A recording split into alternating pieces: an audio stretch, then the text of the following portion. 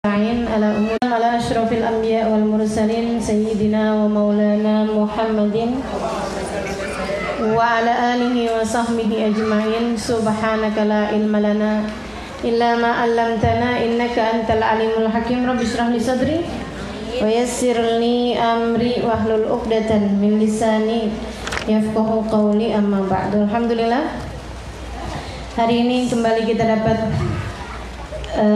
bersama-sama kembali mengkaji ilmu, mempelajari apa yang jadi kewajiban kita sebagai hamba Allah Subhanahu wa taala yang muslimah. Mudah-mudahan Allah Subhanahu wa taala jadikan kita hamba-hambanya yang salehah. Dan kajian kita masih di pembahasan mengenai penjagaan terhadap perut kita ya. Seperti biasanya kita akan awali dengan membaca niat belajar bersama-sama. Bismillahirrahmanirrahim.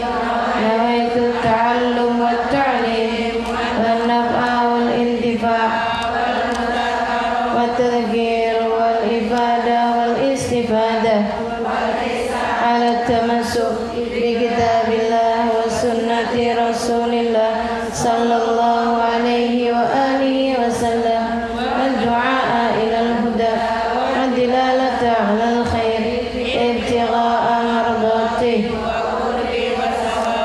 wa husnil khatimah ma'al lutfi wal afiyah wa salahil aqibah bi rahmatika la hadratin Nabi Muhammad sallallahu alaihi wasallam wa alihi washabihi wa zawji wa hadrati wa ahli baiti muslim wa jumil anbiya wal mursalin wal qawlin ajma'in wa nazzalna sayyidina Muhammadin Muhammad bin Isa wa qil muqaddam Muhammad bin Ali wa alamin sayyidina Hamdulillah bin Abu Bakar al-Aidarus wa khairul wujud asy-Syafiq bin Salim wa usulul qur'an tamar sahib Ibrahim Abdullah bin Al-Haddad Ahmad bin Zain Habsyi bin Abdul Habsyi ثم إلى الإمام الغزالي محمد بن محمد الغزالي ثم إلى رواية أئمة المجتهدين ومقلدين في الدين علماء عاملين فقهاء المحدثين والقراء والمفسرين سادة الصوفية المحققين أجمعين أن الله يغفر لهم ويرحمهم ويعلي درجاتهم في الجنة وينفعنا بركاتهم وأسرارهم وأنوارهم وعلومهم ونفحاتهم في الدين والدنيا والآخرة. الفاتحة.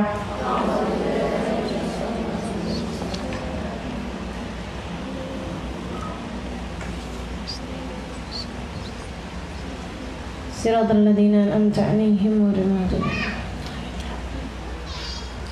Bismillahirrahmanirrahim. Wa qad kana akthar. Sampai situ ya? Halaman 354 yang berbahasa Arab.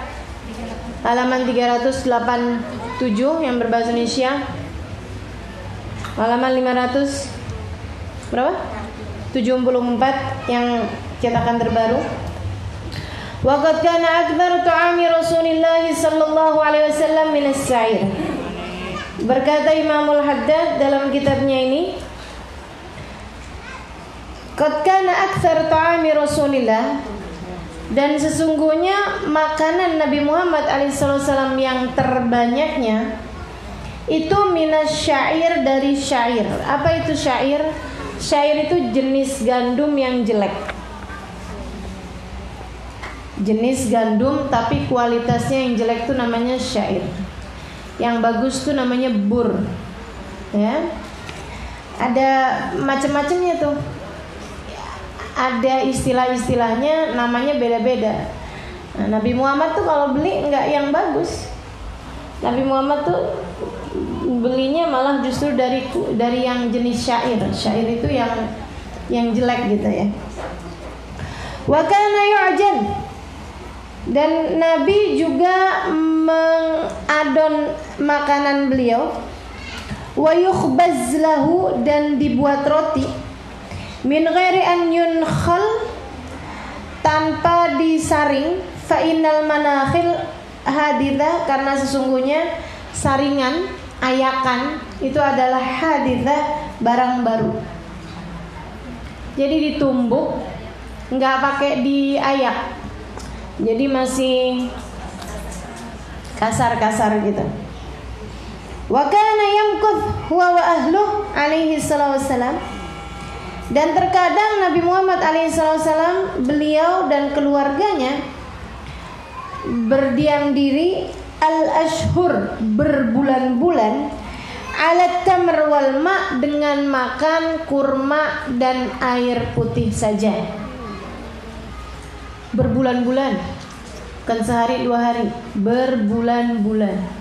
Kurma air, kurma air, kurma air.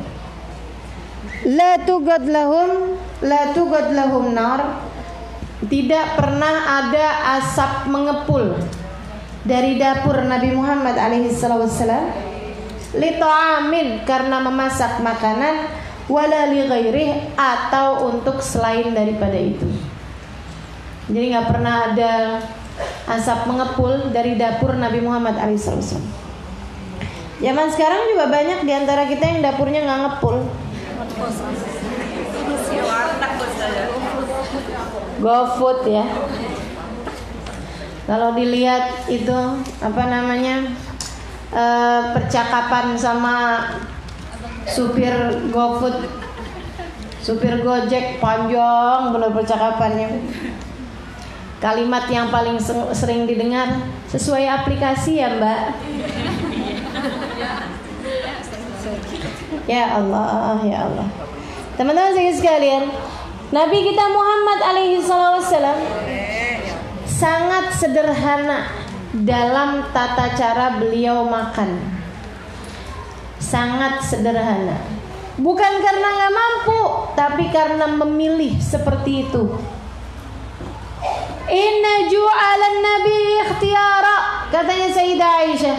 Sesungguhnya laparnya Nabi dan keluarganya adalah ikhtiyara, adalah pilihan yang mereka pilih dalam kehidupannya. Nabi itu doanya, Allahumma ij'al rizqa alin nabi kafafa.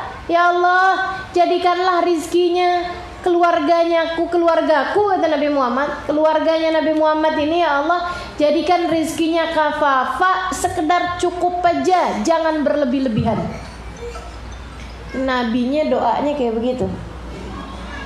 Kita umatnya doanya, ya Allah masukin rezeki dari pintu, dari jendela, dari celah-celah. Benar saya. Benar ya. Yang nggak pakai capek, yang nggak pakai susah, yang nggak pakai dosa, dan jangan dihisap. Oh, ya Allah, ya Allah. Gimana nih? Emang cara hidupnya beda. Ini ngerinya cara matinya beda. Ngerinya di akhirat tempatnya beda. Karena yang saya lihat orang-orang itu ya, yang soleh-soleh, yang masya Allah hidupnya terjaga, para kekasih Allah SWT, memang mereka sangat berkemungkinan akhiratnya sama menabi, karena dunianya juga mereka mirip menabi. Rumahnya gede-gede loh teman-teman sekalian. Sayyidina Syekh Abu Bakar bin Salim rumahnya besar, buat jamu tamu. Tapi merekanya sendiri makan kayak yang dimakan sama Nabi Muhammad alaihissalam. Sayyidina Syekh Abu Bakar bin Salim itu kalau jamu tamu, kadang-kadang potong kambing 10 ekor gitu. Ada tamu nih banyak nih, majelis nih beliau bikin misalnya gitu ya. Ada tamu banyak, suruh sembelih kambing 10 ekor. Disembelih kambing 10 ekor. Makan dengan makanan-makanan buat jamu tamunya nih yang enak-enak. Beliaunya sendiri. Pernah satu ketika salah satu muridnya lagi nyari Syekh Bakar bin Salim waktunya makan, dia bilang Syekh Bakar bin Salim lagi dalam kamar. Beliau ketuk pintu, ditanya sama Syekh Bakar bin Salim, "Siapa?" "Fulan." "Beb." "Iya, masuk." Begitu masuk dilihat Syekh Bakar bin Salim lagi makan roti keras, roti gandum. Itu teman-teman sekalian dicocol air, dimakan, cocol air, makan. Gitu doh. Dia heran gitu. Tuan, tamumu kau jamu dengan berbagai macam hal, sementara kau makan dengan cara seperti ini. Beliau bilang, bukannya ini yang kamu pelajari dari cara hidupnya Nabi? Iya Tuhan. Kita malah kebalikannya, kalau ada tamu masuk yang enak-enak sembunyiin. Ngaku yang begitu, mana dia orangnya? Ayo. Kalau ada tamu-tamu yang enak-enak disembunyiin, mana orangnya? Ya Allah, ya Allah. Jangan yang ini nih enak banget nih, kesukaannya suami saya, kesukaan kami, kesukaan saya, malah disembunyi-sembunyi. Sedih bener ya kita ya. Jauh bener menabi. Nabi buat orang lain, teman-teman saya sekalian, beliau jamu. Para ulama-ulama seperti itu tuh. Mereka itu makan gak enak, maksudnya makan sederhana, ikhtiar, pilihan mereka. Pilihan, mereka memang milihnya kayak begitu gitu. Alasannya banyak. Satu, nahan hawa nafsu. Yang kedua, mereka kan akan dihisab, biar hisabnya ringan. Pertama, nahan hawa nafsu. Yang kedua, biar hisabannya ringan. Yang ketiga, ini yang paling utama bagi mereka. Yang ini jelas halalnya, gitu. Yang ini jelas halalnya. Ini yang dilakukan oleh Sayyidina Ali bin Abi Thalib. Ketika beliau menjabat sebagai khalifah, ada satu pasukan beliau berangkatkan.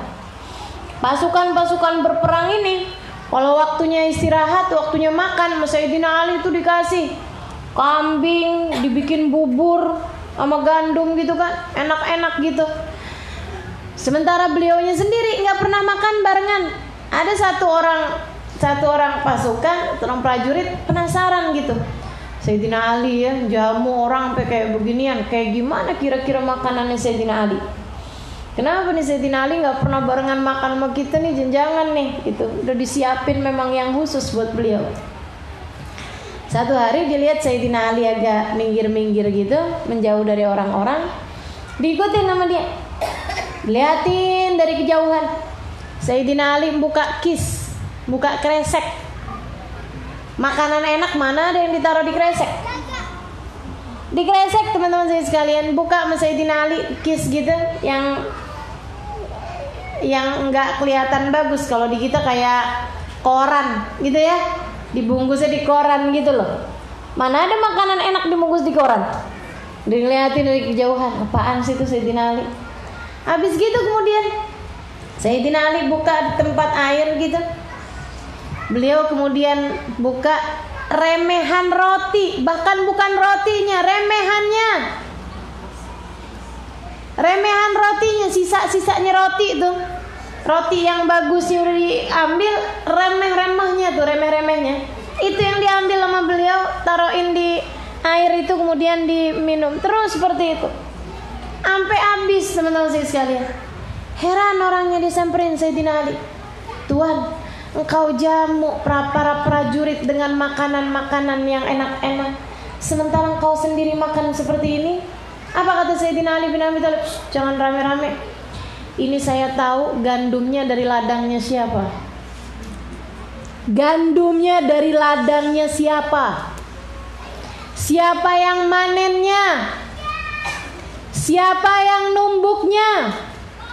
Siapa yang ajinnya, yang ngadonnya? Siapa yang bikinin roti? Saya kenal semuanya.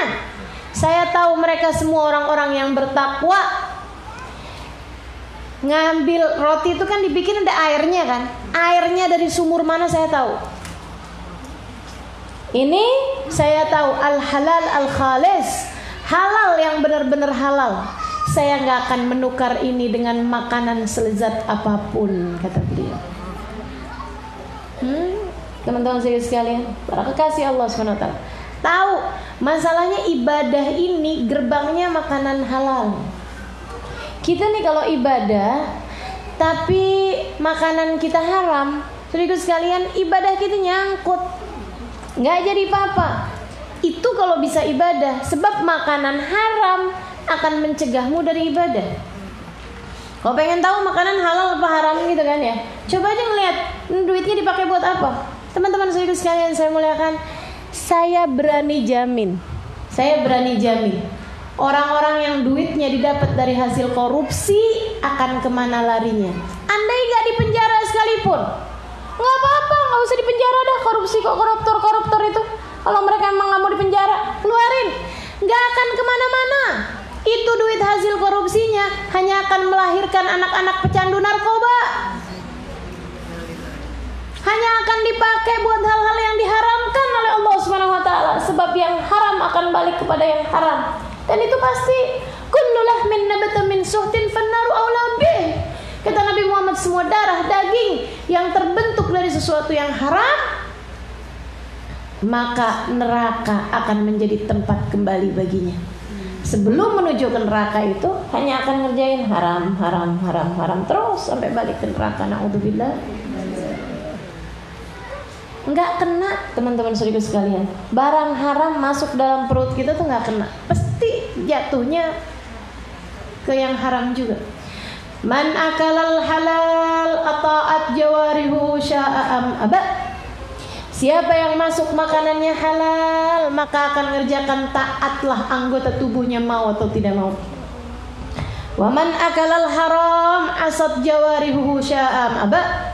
Siapa yang masuk makanannya haram, maka akan bermaksiatlah anggota tubuhnya, sya'am aba, mau atau enggak mau. Saudara sekalian, suap haram apa halal? Ya kalau suap-suapan enggak halal, enggak haram ya. Suap itu loh, nyuap itu loh, halal apa haram? Haram. Haram kan? Malak halal apa haram? Haram. Maaf. Polisi-polisi yang malakin orang di jalan, nahan, kemudian udah damai aja deh kamu bayar sekarang. Halal apa haram? Haram. Teman-teman sekalian, kiai saya cerita. Salah satu kiai saya di sini di Indonesia. Beliau cerita. Dia bilang waktu saya mintain nasihat, kiai nasihatin kita, hati-hati sama duit haram, kata beliau. Yang haram bakalan balik kepada yang haram. Nggak akan kemana-mana. Dia bilang, saya Syarifah, beliau cerita, satu hari ada orang kasih saya uang. Saya udah ragu-ragu aja, nih orang kayaknya duitnya haram nih. Tapi saya namanya dikasih, adab-adab, ya terima aja. Saya pisahin tuh duit. Dia bilang kayak gitu. Saya pisahin tuh duit, dikasih ada sekitar 500.000. Ada uang, saya dikasih uang haram 500.000. Saya sisain di kantong yang lain. Uang beliau kantong kanan misalnya biasanya. Ini uang haram nih. Uang yang beliau ragu-ragu nih halal apa haram nih, ditaruh di saku yang lain, saku kiri. Beliau kemudian berangkat pergi. Di tengah jalan ditangkap sama polisi. Dia kemudian kasih 250.000 ke polisi. Polisinya minta, udah damai aja Pak, damai, gitu kan? Ya. Namanya aja Pak, udah Bapak udah nggak, biar Bapak nggak pusing-pusing, nggak susah-susah sidang ini apa segala macam, namanya aja bayar aja gitu. Berapa? 250.000. Kasih 250.000. Tapi sekalian, beliau kemudian bilang sama supir, saya bilang sama supir, nanti kita di depan nih ditangkap lagi. Kata supirnya, kenapa gitu Kiai? Karena masih ada 250.000 lagi di satu. Beneran Syarifah, nggak lama dia bilang. Sebelum nyampe ke tempat majelis tuh, dia bilang di tengah jalan saya ditangkap lagi, saya keluarin nih, dah. Kamu mau yang haram, nah, tuh, dah. Emang yang haram buat yang haram juga. Mau begitu? Mau begitu? Nggak mau.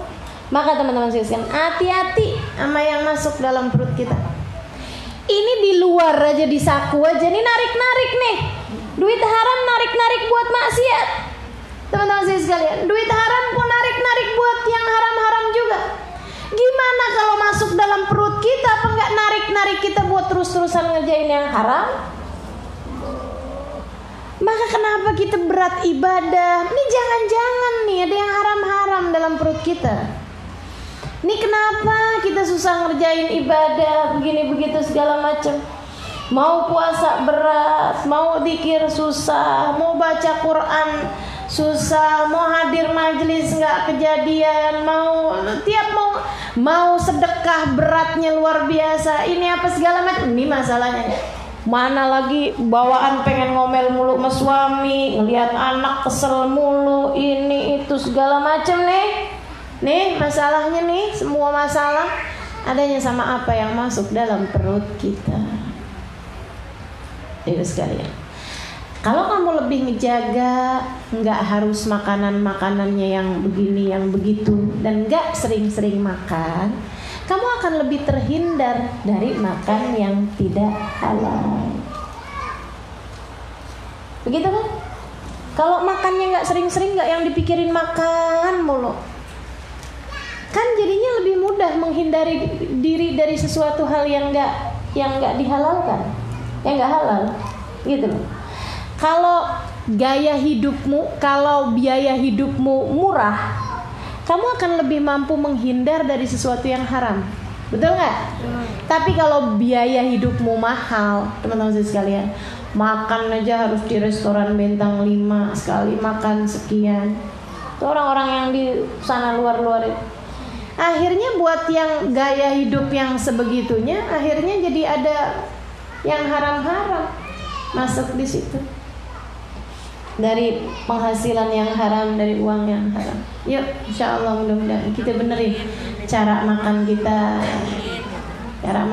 Karena memang teman-teman sekalian, rasa enak itu sendiri itu nggak terkait sama mahal murahnya makanan loh.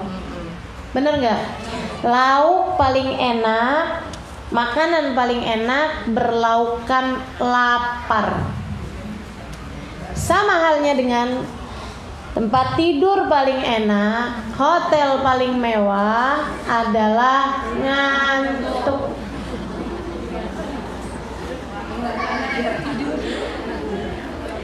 Bener nggak? Adalah ngantuk.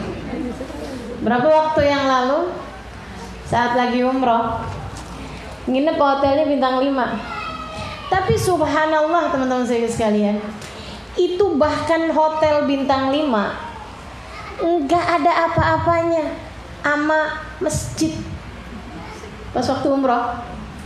Karena di saat di masjid tuh kan ngantuk. Tidur di masjid padahal posisinya nggak jelas loh. Duduk sambil baca Quran kengantuk-ngantuk tuh, ya Allah enaknya itu tidurnya ya. Nikmat luar biasa. Sampai kata teman saya, yuk kita ke masjid yuk, ngantuk. Lah, kamu ke masjid mau tidur mau ibadah nih, malah ngantuk nyariin ke masjid. Ya Allah, dari nikmatnya tidur di saat ngantuk. Masya Allah. Tapi sebenarnya hotel-hotel yang terdekat dengan masjid itu mestinya nggak usah dibikin mewah-mewah kayak gimana juga ya. Kalau orang-orangnya di sana mau buat ibadah, sebab mereka tuh kan hanya akan balik ke hotel buat ganti baju, sama buat tidur doang bentaran. Habis itu kan lari ke masjid lagi gitu. Nah itu, jangan sampai kemudian gara-gara ada di tempat-tempat yang mewah, akhirnya kemudian jadi berantakan gitu. Jadi teman-teman sekalian saya muliakan, dah pokoknya tempat tidur paling nikmat adalah rasa ngantuk, dan lauk paling enak, makanan paling enak adalah rasa lapar. Udah kamu udah lapar, tambah haus, makan apa juga enak. Makan apa juga enak. Tuh terbukti saat buka puasa. Subhanallah bisa enak kayak begitu. Teh manis, anget. Ya Allah rasanya udah kayak dunia dan seisinya kita punya. Bener gak? Enak luar biasa ya. Nggak usah nyari makanan-makanan enak saat buka puasa. Apa aja juga jadi enak. Apa juga jadi enak. Makanya suka aneh kalau yang bulan puasa tuh pada suka buka-buka puasa di tempat-tempat restoran-restoran. Nggak kena, teman-teman nggak boleh. Saya tidak perkenankan teman-teman semuanya di sini, yang hadir di sini ataupun yang mendengarkan kajian saya, untuk melewatkan puasamu tahun ini dengan banyak makan di restoran-restoran, di tempat-tempat umum yang akhirnya membuat ibadahmu jadi berantakan. Nih ya, saya cuma mau cerita diri saya ya.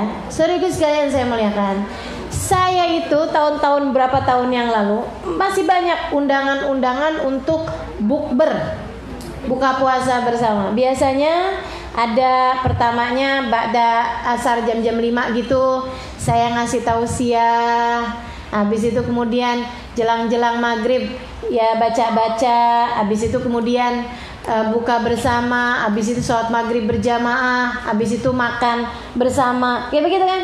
Tahun-tahun, 2 tahun, 3 tahun yang lalu masih ada beberapa undangan-undangan seperti itu. Sebelumnya malah lebih banyak lagi. Jadi sekalian lama-kelamaan saya pikir-pikir, kok jadi berantakan ya ritme puasa. Kok jadi gak nikmat ya. Tarawehnya jadi berat, ibadahnya jadi berat. Yang biasanya ada ini itu di waktu malam, wah ini gak kekejar. Kenapa nih bisa begitu? Oh gak kena nih. Akhirnya udah deh, sekarang mohon maaf kalau undangannya buka bersama gitu, saya tolak aja. Jadi yang di sini mohon ya jangan ada yang undang saya untuk bukber. Daripada saya susah terangin lagi, udah pokoknya bakal saya tolak aja dah undangan buka bersama itu. Saya kemudian jadi mikir, saya loh diundang sebagai penceramah, sebagai seorang ustadzah, kan begitu ya? Segitunya aja bisa bikin berantakan ibadah di waktu malam puasa. Padahal di bulan Ramadan itu antara malam sama siangnya muliaan malamnya.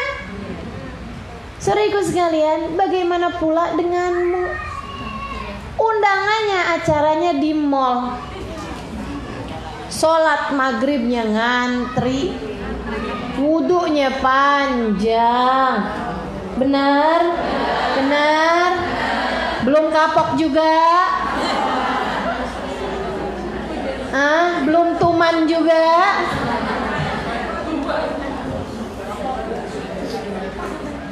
Ya Allah. Ya teman-teman saya sekalian, dah kita kapokin dah, tahun ini gak pakai lagi.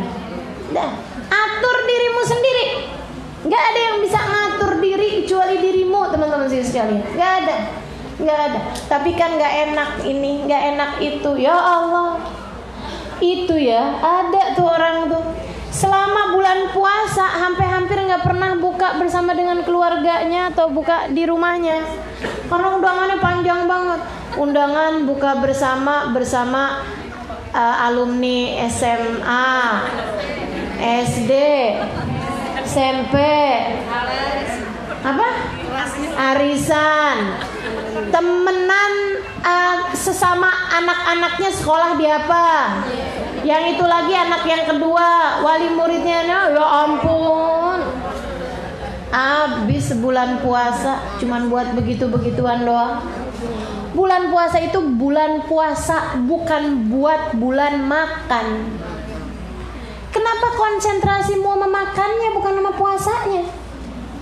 Bulan puasa itu bulan ibadah, teman-teman sekalian. Bulan ibadah. Dan lebih daripada itu, bulan puasa itu bulan suci. Bulan suci Ramadan. Jika bahkan bulan puasa tidak mensucikanmu dari dosa-dosa, lantas mau ada bulan apa lagi yang bisa membersihkanmu dari dosa-dosa itu? Yuk teman-teman sekalian, nggak ada lauk lebih nikmat daripada lapar. Maka di saat kamu buka puasa, itu udah dikasih sama Allah, berlaukan lapar. Nggak penting apa yang kamu makan. Maka teman-teman sekalian, hati-hati, pinter-pinter jaga diri. Udah, seperti yang saya kasih tahu di minggu yang lalu, buka puasanya itu aja samain. Bikin kita jadi nggak milih, bikin kita jadi nggak punya pilihan. Kalau kemudian kamu masih kasih pilihan, nanti pilihannya tambah besar, tambah macem-macem, tambah aneka rupa. Yang akhirnya kemudian ya sedih. Bulan puasa itu, ini yang cerita nih pihak-pihak orang yang terkait ya ini ya. Mereka bilang, kami kerja di rumah sakit. Kalau bulan puasa itu mendadak jumlah pasien turun. Pada sehat. Akan tetapi ada waktunya di mana nambah. Maksudnya gini, hari-hari puasa itu jumlah pasien turun, kecuali pasien pencernaan itu ya, karena kebanyakannya pasien lambung, masuk lambung itu banyak yang di saat buka puasa makannya berlebihan. Akhirnya kemudian jadinya pada bermasalah sama perut-perut mereka gitu. Sayangi dirimu, sayangi anggota tubuhmu, yang benar cara memakan, yang benar pola makannya, gitu ya. Nggak usah cari yang macem-macem, teman-teman sekalian. Laparmu tuh nggak jauh di perutmu sendiri, bukan di restoran no, bukan di mall no, bukan di kafe no, nggak ada. Laparmu adanya di perutmu sendiri. Ia tidak jauh, dan semua rasa kenyang sama aja, kayak gitu-gitu aja. Betul nggak? Kalau bisa nanti pas waktunya bulan puasa nih, tetap dalam cara makan yang udah diajarkan sama Nabi Muhammad. Berhenti makan sebelum kenyang. Jangan makan sebelum. Kalau buka puasa kan emang udah pasti lapar, ya kan, tuh nggak apa-apa. Tapi habis itu banyak diantara kita pulang terawih makan. Nyariin kolak. Ayo nih, tim yang kalau habis pulang terawih nyari sisa bukaan mana?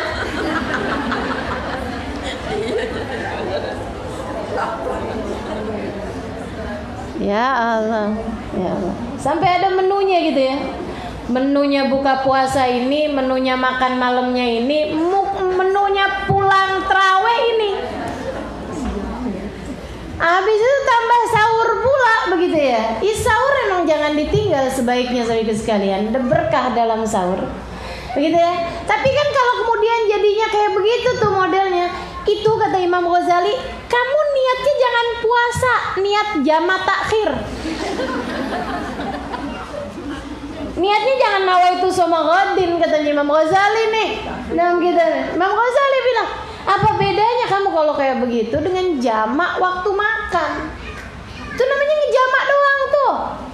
Waktu buka puasa waktunya sarapan, waktu makan malamnya itu, gitu ya. Waktu makan besarnya itu kamu makan siang, pulang terawih sore, ngemil sore, ya kan gitu ya. Kemudian sahur, waktu makan malam. Nah, apa bedanya kemudian? Kamu sama aja. Makanya ada orang, Ustazah saya mah bulan puasa nambah berat badannya lah. Pada gemuk emang ya. Ya Allah, teman-teman sekalian, yuk kita benerin nih, kita punya pola makan. Gak gitu caranya hidup. Kita bukan orang-orang yang hidup buat makan, tapi kita adalah orang-orang yang makan untuk hidup. Beda tuh. Kita bukan orang-orang yang hidup buat makan, tapi kita adalah orang-orang yang makannya untuk hidup. Biar bisa bertahan hidup kita memang harus makan, teman-teman sekalian. Tapi ya itu cuman buat, ya memang harus hidup gitu kan, harus makan, kewajiban kita sebagai manusia gitu. Jangan berlebih-lebihan, jangan banyak makan, jangan cari makanan-makanan yang apa? Yang nggak ada, ya udahlah gitu. Apa yang ada, nah itu yang dimakan. Nabi kita Muhammad kan kayak gitu nyuruhnya. Kul mimma yali, kata Nabi gitu. Makanlah apa yang terhidang di hadapanmu. Makan apa yang terhidang di hadapan kita. Sangat sederhana cara makan baginda kita Nabi Muhammad alaihissalam. Nah, Imam Ghazali ngasih arahan buka puasa nanti ya. Kata Imam Ghazali buka puasa. Nah, buka puasa teman-teman sekalian itu asal buka tuh batalin puasa itu loh. Jadi kurma, air putih gitu ya. Atau kalau mau yang hangat-hangat boleh juga. Teh misalnya, kopi misalnya. Kami di Hadramut kalau buka puasa kurma, kopi sama sambusa biasanya sih mereka gitu ya. Tapi itu menu wajib. Kurma sunnah, kopi ngilangin ngantuk di waktu malam Ramadan. Semuanya ada niat-niatnya tuh. Kenapa gitu? Karena malamnya itu kan jadi bisa begadang. Bisa begadang tuh, mata jadi melek gitu ya habis minum kopi itu. Jadi kayak begitu. Nah, nanti habis selesai sholat maghrib, sholat sunnah ba'diyah maghrib ini apa? Mulai lapar tuh. Makan, kemudian makan nasi.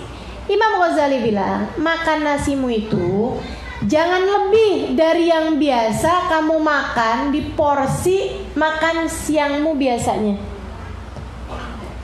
Sebenarnya sih beliau bilang, kalau bisa kurangin, sepertiga buat makan, sepertiga buat minum, sepertiga buat saluran nafas, kan begitu ya?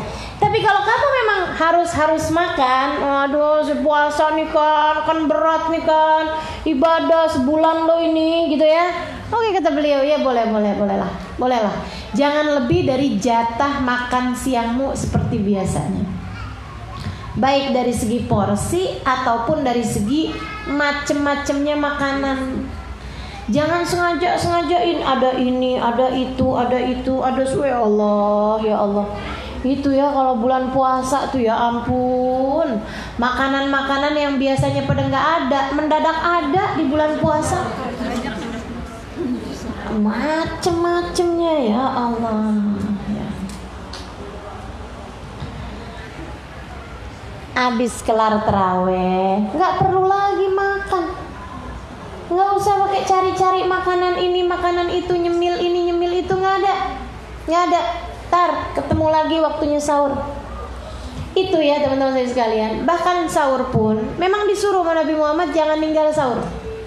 Kamu perlu sahur. Kenapa? Karena 3 hal. Yang pertama, sahur membantumu kuat di saat puasa. Sahur itu ngaruh saudara sekalian buat kekuatan puasa kita.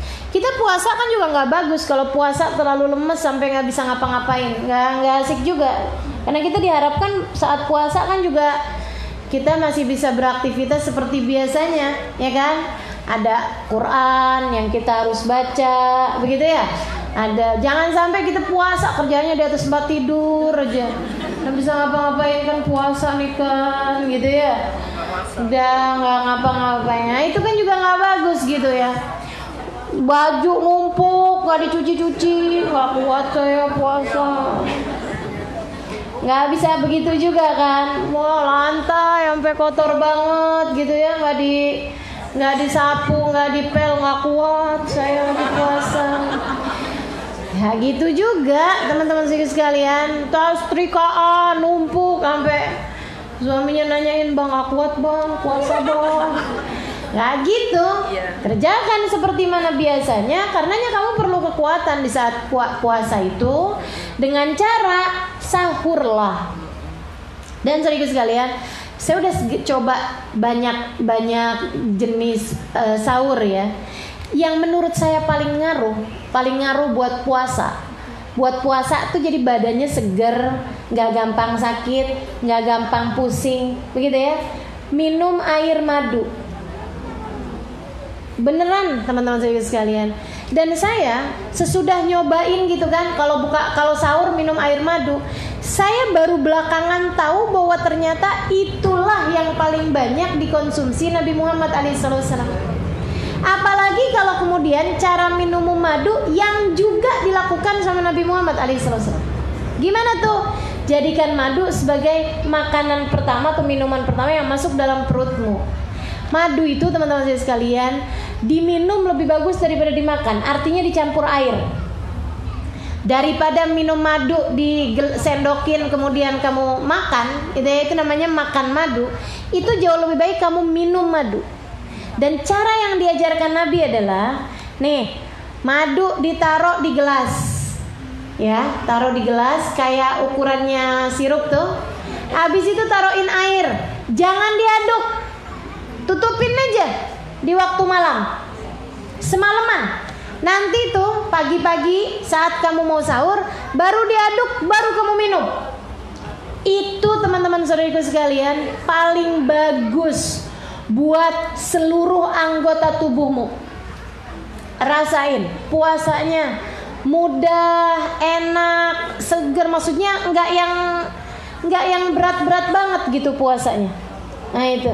Jadi yang namanya sahur itu, saudara sekalian, kamu jangan tinggal sahur, tapi nggak harus makan berat. Nggak harus makan berat. Sahur kok nambah-nambah 2 piring. Nah itu Bapak yang ngajarin itu.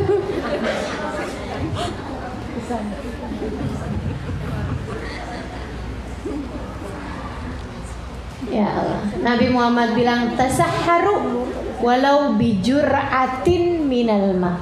Sahurlah kamu, jangan tinggal sahur. Walau bijur'atin minal ma, walaupun dengan seteguk air. Jadi yang namanya sahur nggak harus makan berat. Nggak harus makan berat. Gitu ya, tapi kamu juga jangan tinggal sahur sebaiknya. Gitu. Minum air madu, minum susu misalnya gitu. Nah, itu udah cukup sebagai sahur.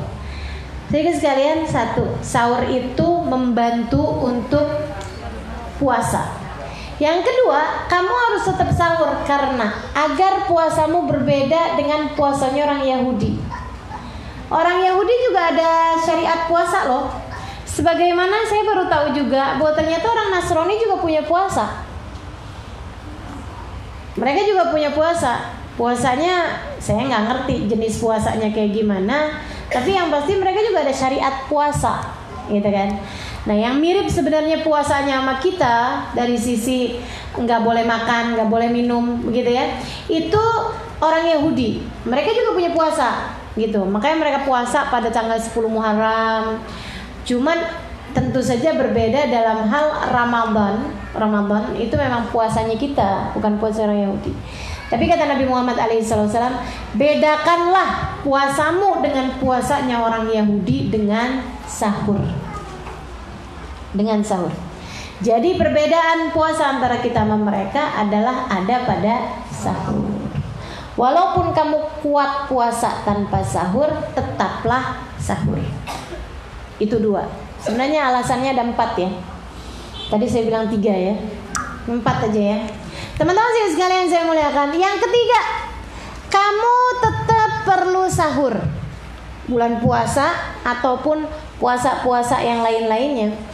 Alasannya yang ketiga, karena bangun sahur membuatmu terbiasa untuk bangun sebelum subuh. Terutama bulan puasa. Bulan puasa sebulan penuh kamu bangun di waktu sahur. Lepas puasa biasanya jadi terbiasa. Jadi lebih ringan buat bangun sebelum subuh di saat sesudah puasa. Nah, itu kan pelatihan tuh. Jadi sekalian membuat kebiasaan itu 21 hari. Membuat kebiasaan itu perlu waktu 21 kali. 21 kali berulang, kamu akan terbiasa, teman-teman sekalian. Itu pula lah kenapa Allah bikin siklus men itu adalah seminggu dalam sebulan. Sisanya antara 21, 22, 23 tidak akan bisa merusak kebiasaan.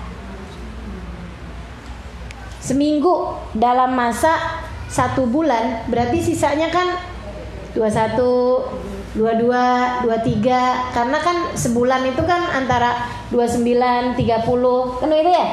Jadi masa sucimu tuh 21 hari secara normal kebanyakan orang. Masa suci 21, 22 hari.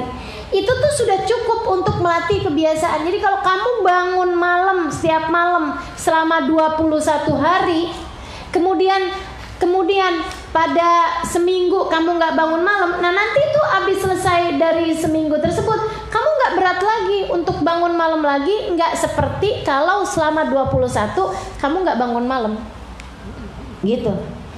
Memang membangun kebiasaan tuh seperti itu lamanya, 21 hari. Itu pula lah kenapa di bulan Ramadan itu isinya adalah 1 bulan. 1 bulan tentu saja lebih daripada 21 hari. Cukup bagimu untuk membangun sebuah kebiasaan. Salah satunya kebiasaan sahur, kebiasaan bangun sebelum subuh. Gitu. Latihan. Saudara sekalian, di kota Hadramaut sana, orang bahkan banyak di antara mereka yang membangunkan anak-anak kecilnya di jam 1/3 malam terakhir. Ini berseberangan sama tata cara kita mendidik anak ya. Anak kita kalau bangun jam 3 kita tidurin lagi. Belum pagi nak, tidur lagi nak, belum pagi. Kalau di sana itu mereka kalau sahur, mereka kalau bangun bahkan bukan sahur sekalipun, mereka bangun di waktu malam, sepertiga malam terakhir sebelum subuh tuh dibangunin sampai ke anak-anak kecil mereka. Bahkan untuk sekedar mainan nggak apa-apa, bangun aja gitu, asal bangun aja dikasih mainan apa gitu. Jangan tidur. Kenapa? Dengan 2 alasan. 1, melatih anak-anak untuk bangun sebelum subuh. Nggak berat lagi bangun sebelum subuh di masa mereka dewasa. Teman-teman sekalian, yang keduanya agar apa yang Allah turunkan di sepertiga malam yang terakhir anak-anak berhasil mendapatkannya dari sejak usia balita. Sayang mereka sama anak-anaknya. Sampai ini ya Allah lagi nurunin rahmat banyak banget di sepertiga malam terakhir, dibangun-bangunin anak-anak. Walaupun buat main. Masya Allah. Masya Allah. Kita nggak gitu, nah emaknya juga nggak gitu. Emaknya udah dibangunin ya sama Allah ya Allah dibangunin sama Allah, dikasih rasa kepengen pipis. Itu kan sebenarnya udah pendidikan banget dari Allah. Masa ada loh ini, ada orangnya nih di sini juga nih. Banyak nih. Bangun ke kamar mandi, udah kena air, pipis doang, tidur lagi. Ada nih muka-mukanya nih banyak nih.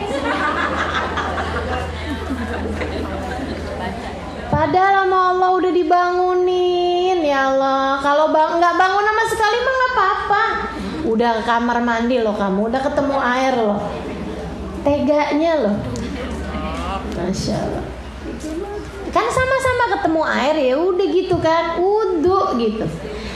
Udah sama-sama ke kamar mandi, kencing wudu, kan begitu ya? Nah kalau udah wudu masa nggak mau dipakai buat sholat? Iya udah sholat ke barang-barang 2 rakaat, ya ampun. Kenapa itu? Nyalain setan lagi. Ya kamu ngapain ngikutin setan? Nah tuh jawabannya bener tuh, banyakan makan. Jadi bikin berat ibadah ya. Allah, dah kurangin emang makanannya nih, mesti kita jaga-jagain.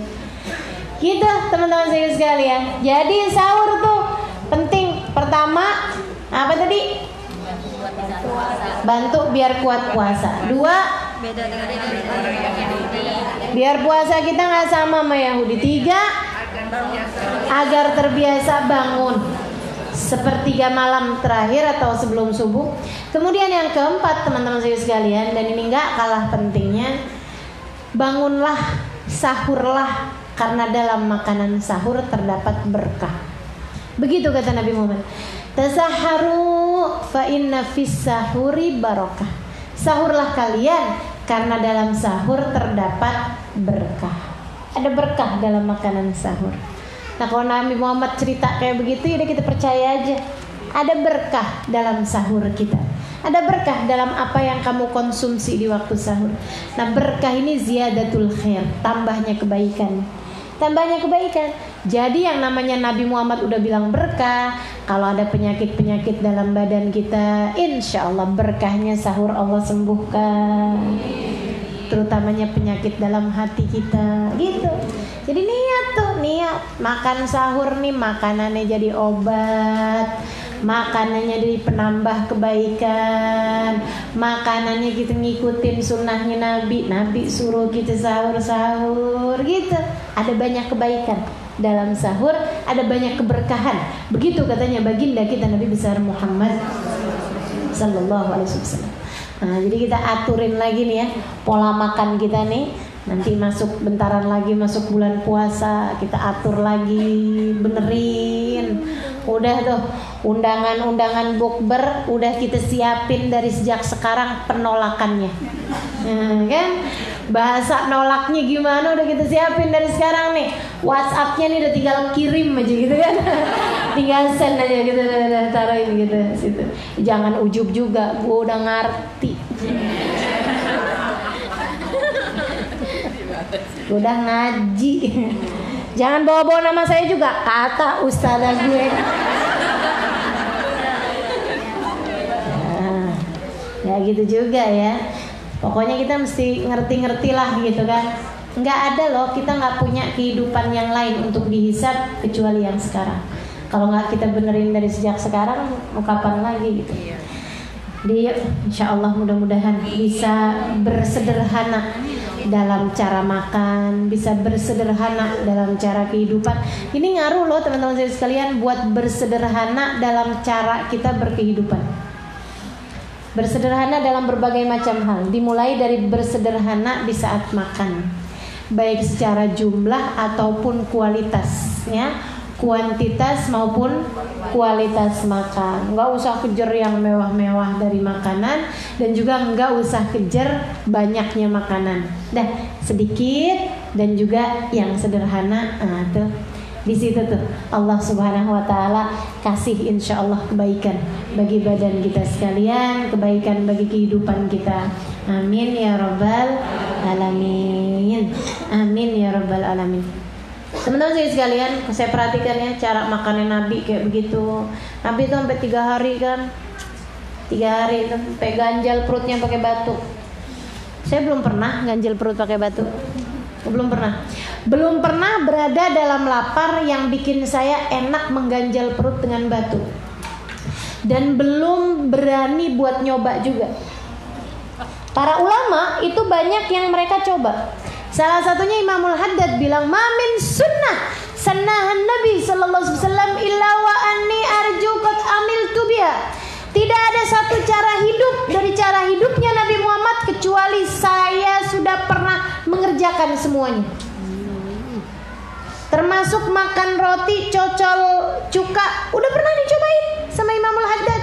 Pokoknya semua yang pernah terjadi dalam kehidupan Nabi, Nabi pernah makan ini, Nabi pernah begini, saya udah pernah kerjain semuanya, katanya Imamul Haddad. Dan para ulama banyak yang seperti itu, termasuk dalam hal mengganjal perut dengan batu. Bukan hanya sekedar naruh perut di batu kan, tapi keadaannya dulu kan begitu kan, lapernya dulu gitu. Nah itu teman-teman saya sekalian, saya belum berani buat nyoba lapar yang sampai enak diganjal pakai batu perutnya. Baru pernahnya yang enak diganjal pakai bantal kecil. Beneran saya cobain dulu lagi zaman saya di Tarim gitu. Sebenarnya pengennya tuh sampai yang enak diganjal pakai batu gitu, cuman takut mati. Takut keburu mati saya waktu itu kurus banget ya saya tuh. Nah jadinya kalau misalnya sampai yang saya tungguin gitu kan, sampai lapar yang enak diganjal pakai batu nih yang kayak gimana gitu, saya takut mati, teman saya juga takut saya mati gitu. Kayaknya nggak enak banget ya Kak kalau sampai Kak Ima mati juga ya. Aduh gimana nih, udah makan deh gitu. Jadi teman-teman sekalian, itu ya puasa kita nih sehari, bukanya minum air putih aja gitu. Berani nyoba? Enggak, oke, nggak apa-apa, saya cuma cerita aja. Saya pernah nyoba soalnya gitu kan. Habis itu kemudian sahur, air putih juga aja gitu kan. Besoknya puasa. Itu hari kedua, ya Allah, laparnya. Lapar banget. Jam-jam 4 sore tuh, ya ampun, tidur nggak bisa dari laparnya. Itu tuh perut tuh ini ya, tulang punggung kayak nggak bisa berdiri emang tuh. Emang beneran tuh, tulang punggung nggak bisa berdiri teman-teman saya sekalian. Jadi kalau duduk nih gini posisinya nih kayak kalau enggak sandaran gitu, dan itu segitunya belum enak loh diganjal pakai batu. Kapan enak diganjal pakai batu? Mungkin kalau saya buka puasa air putih doang, sahur air putih doang, nah hari ketiga mungkin baru enak diganjal pakai batu. Tapi saya nggak berani karena takut mati. Ya Allah ya. Begitu teman-teman saudara sekalian, Nabi kita Muhammad SAW bukan sekali, bukan 2 kali beliau mengganjal perutnya dengan batu. Bukan sekali, bukan 2 kali, sering. Sayyidah Aisyah bercerita, marrat alaina hilal, fahilal falam yulqad ala matbakhina nar. Datang purnama, berganti sabit, berganti purnama, berganti sabit, berganti purnama. 3 kali datang bulan sabit dan tidak pernah sekalipun asap dapur mengepul dari dapur kami. Asap makanan mengepul dari dapur kami 3 bulan berturut-turut.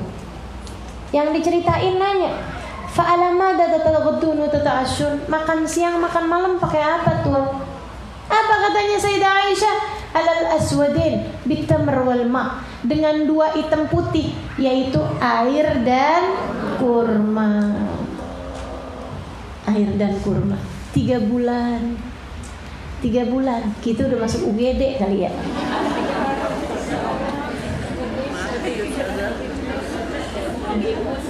Ini loh jalan hidup Nabi. Saudaraku sekalian saya muliakan, ini loh kesederhanaannya Nabi. Kita nggak ada apa-apanya, teman-teman saudaraku sekalian. Standar hidup Nabi itu nggak ada apa-apanya kita sama yang biasa dikerjain sama Nabi Muhammad alaihissalam. Teman-teman saudaraku sekalian saya muliakan, ya Allah malu rasanya kita kemudian bilang kita ngikutin sunnah Nabi. Sunnah macam apa yang kita hidupi dalam kehidupan ini? Bahkan rasa lapar pun kamu nggak tahu rasanya. Kemudian kamu merasa mengaku orang yang paling mengikuti sunnah Nabi Muhammad alaihissalam. Sunnah dari mana? Sunnah dari Hong Kong. Ya Allah, ya Allah, khair insyaallah. Sederhana Nabi kita Muhammad alaihissalam. Bukan hanya dalam urusan makanan, tapi dalam semua tata cara kehidupan beliau. Ada temannya Sayyidah Aisyah, masuk ke rumahnya Sayyidah Aisyah. Kemudian ada angin nerbangin horden kamarnya Sayyidah Aisyah. Beliau kemudian berdiri terus dia bilang, Aisyah, ini kamar kalian. Iya, boleh lihat ya? Boleh. Kamar kamu sama Nabi. Boleh lihat? Boleh, silakan. Dia kemudian lihat, nangis. Aisyah, nanti kalau saya kirimin tempat tidur boleh ya? Kalau saya kirimin kasur boleh ya? Iya. Gak lama dia pulang, kemudian datang kiriman kasur. Nggak kayak kita spring bed teman-teman sekalian, nggak. Kasur, cuman lebih lembut aja, maksudnya lebih tebel aja. Agak lebih tebel berapa senti gitu, bukan kasur-kasur kayak kita itu, bukan. Lihaf ya, kayak kasur tipis itu loh. Kayak gitu tuh dikirimin karena dia nggak ngelihat ada kasur di kamarnya Nabi Muhammad alaihissalam. Hanya tikar, itu pun sudah mulai usang. Di situ Nabi Muhammad tidur. Karenanya kemudian dikirimin. Saat waktu malam Nabi Muhammad masuk ke rumah, mahadi ya Aisyah. Apa ini wahai Aisyah? Ya Rasul, ada teman tadi datang ke sini terus dikirimin itu. Aisyah, maukah kamu menjadi seorang istri yang taat kepada suaminya? Lebih Rasul.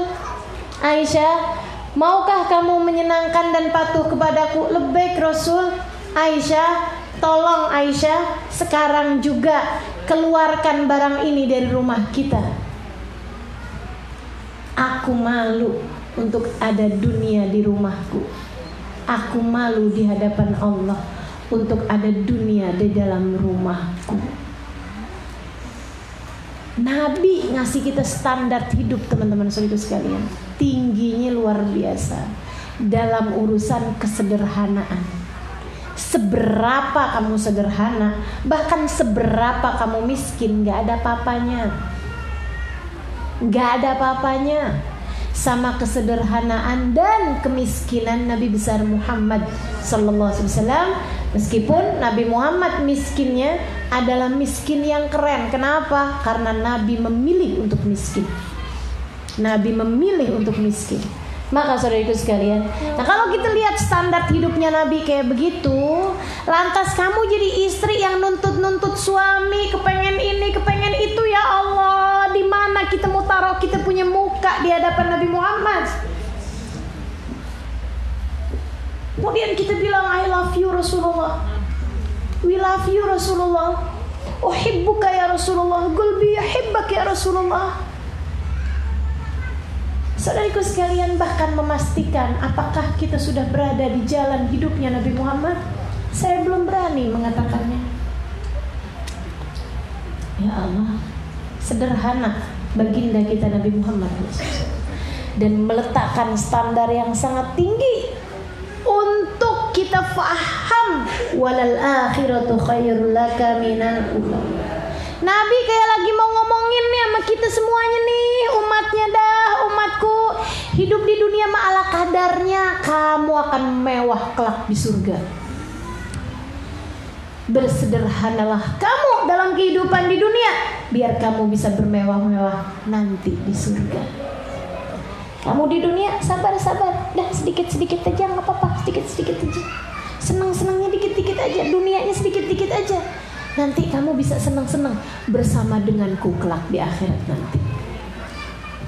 Yuk belajar untuk itu, insya Rabbana zalamna anfusana wa illam taghfir lana wa tarhamna lanakunanna minal khasirin.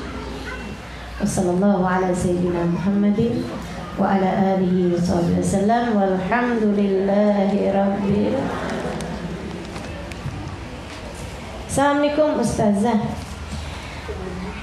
Ada bank yang memberikan kita uang nih ya. Kalau kita berkehidupan kayak Nabi Muhammad, nggak pernah loh kita tuh ngerasa perlu buat utang. Betul nggak? Betul nggak? Kalau buat sekedar makanmu yang sederhana kayak begitu, emang perlu utang? Nggak perlu loh. Nggak perlu ngoyo-ngoyo nyari dunia segala nih. Ini kayaknya ya kalau kita jalanin nih kayak Nabi Muhammad kayak gitu deh, seenggaknya seberapa persennya gitu. Ini pertanyaan-pertanyaan nih nggak banyak kayak begini nih. Assalamualaikum Ustazah, ada bank yang memberikan kita uang administrasi dari setiap orang yang transfer uang ke kita. Misalnya kalau kita transfer ke bank lain kan suka ada charger atau ada charge uang administrasi transfer Rp6.500. Nah, bank yang nerima uang tersebut malah dapat Rp6.500 tersebut. Padahal kita yang transfer. Apakah Rp6.500 tersebut termasuk riba? Ada bank yang memberikan kita uang administrasi dari setiap orang yang transfer uang ke kita. Dia kan transfer itu pakai biaya, begitu ya? Biaya, jadi misalnya transfer 1 juta tambah uang administrasi 1.600.000. Nah ada bank yang kalau misalnya kita transfer kan suka kena cas 6.500. Nah bank yang nerima uang tersebut malah dapat 6.500 padahal kita yang transfer. Oh kita yang transfer, kita yang dibayarin. Beda-beda. Iya, paham saya. Kita nerima transfer apa kita mentransfer?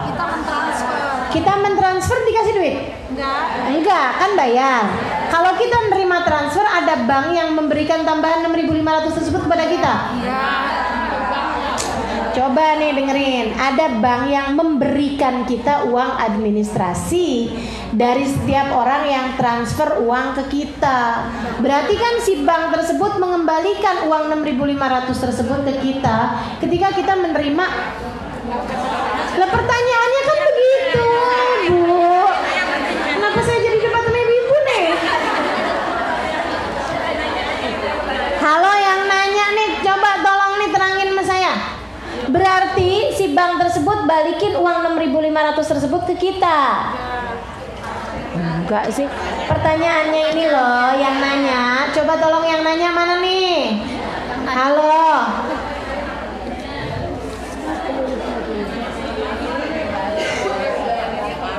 Iya, kalau kemudian nggak ngaku katanya.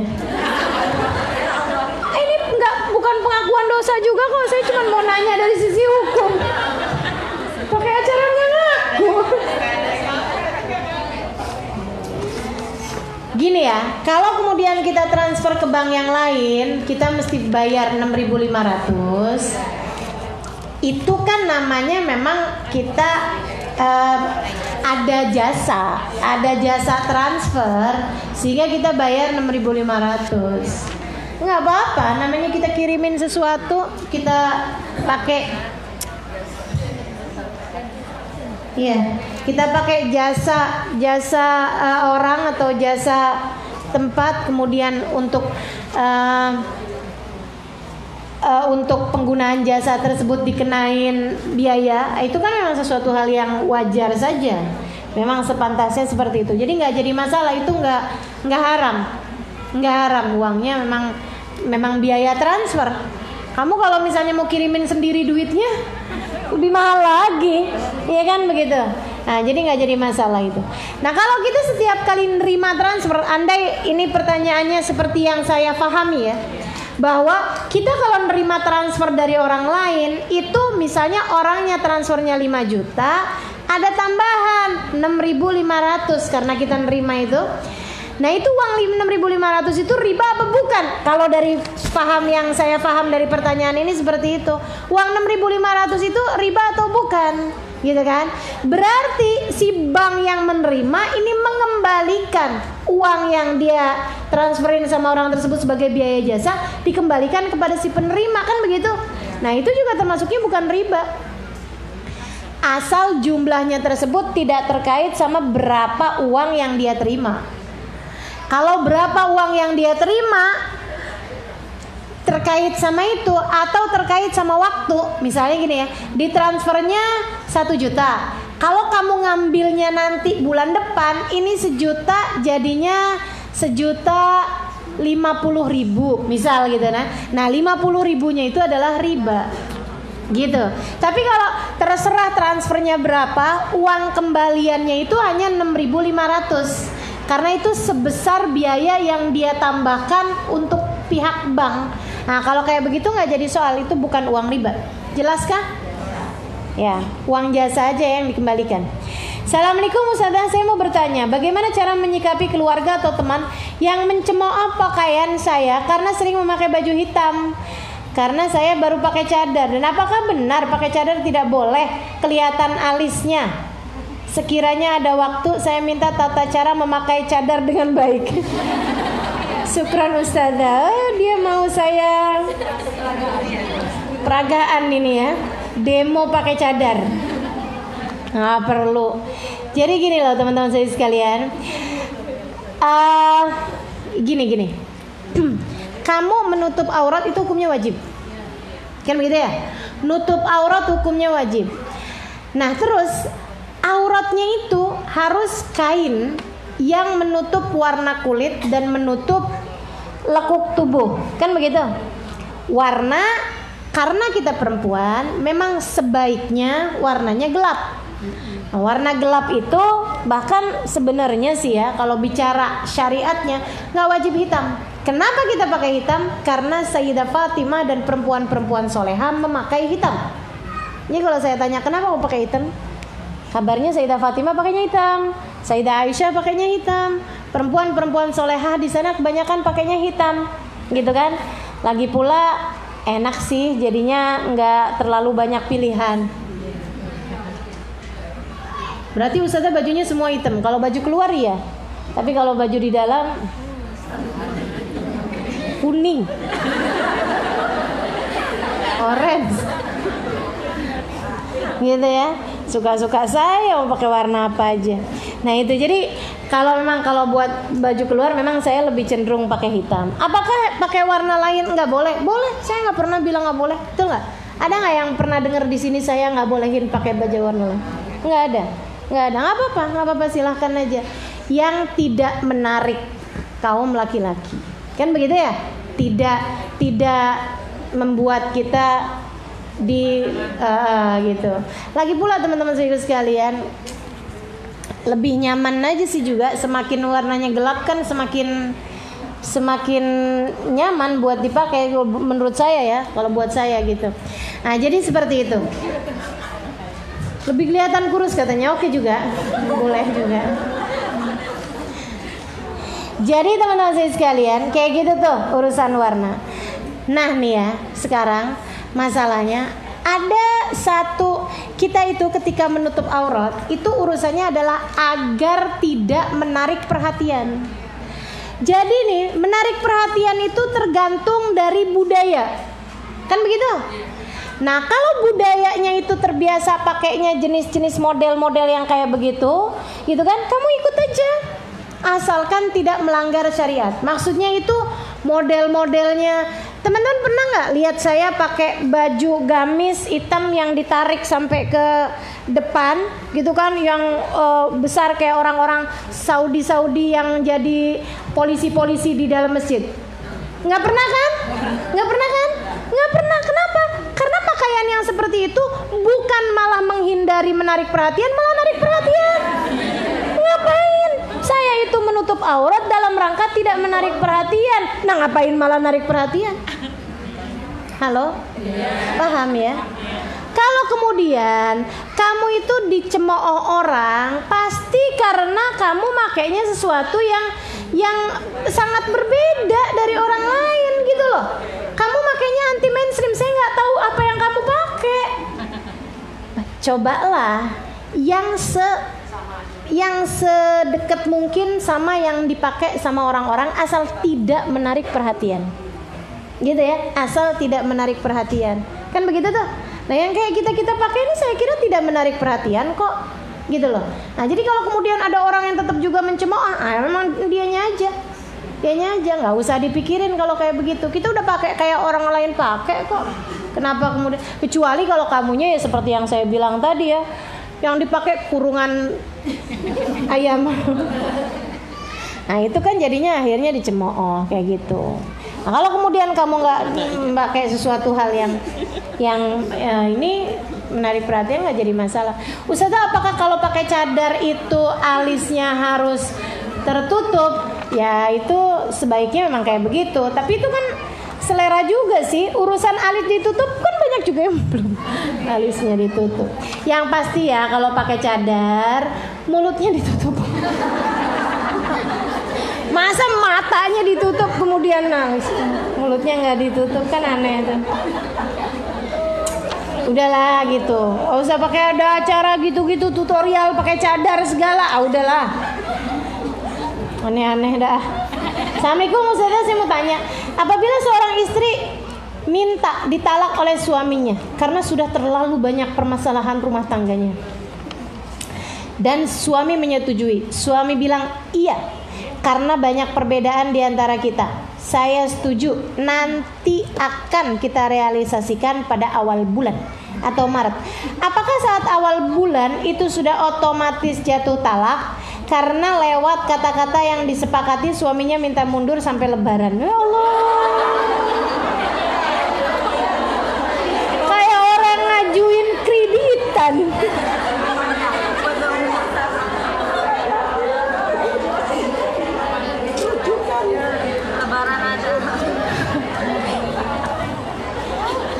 Dikirain kayak apaan? Pakai ada disetujui bulan Maret. Belum. Ntar aja habis Lebaran.